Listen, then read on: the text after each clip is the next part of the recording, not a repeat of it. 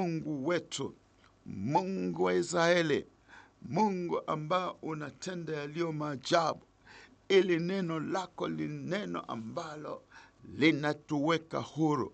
Ili neno lako ni neno la ukombozi katika maisha yetu.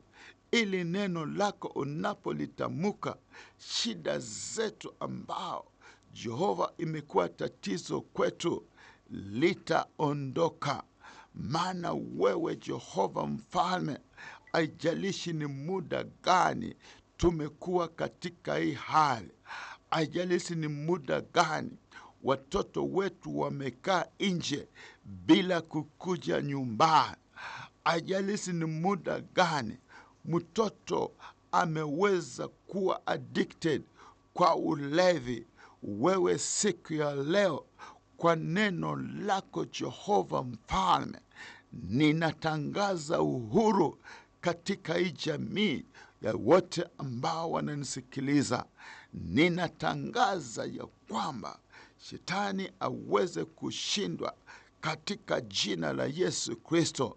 Na wachilia damu yako ya dhamana, damu iliyotiririka msalaba, ambayo inanena mambo mazuri, ambayo uko na uwezo, ambayo inatukomboa.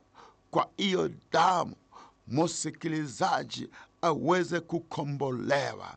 Kwa hiyo damu ukaweze kubadilisha nia ya huyu mama ambaye analia sababu ya mtoto wake. Kwa huyu mama na mzee ambaye analia sababu ya ugonjwa ambao umeweza kumkalia. Ikiwa huyu mtu aliyekuwa katika birika hapo Yerusalemu alikaa miaka 38, lakini Yesu ulipoonekana aliweza kupata uponaji.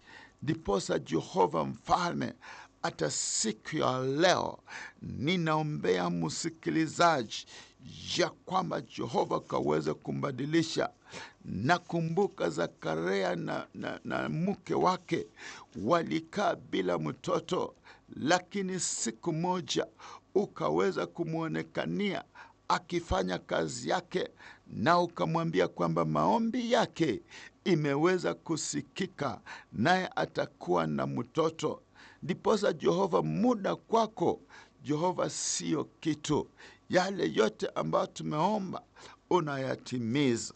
Kwa hivyo ninaombea msikilizaji wangu ya kwamba aweze kupata total deliverance katika jina la Yesu Kristo. Ikiwa umesikia ya maombi, ninataka useme amen kubwa, sababu Mungu ako pamoja nawe. Mungu anajali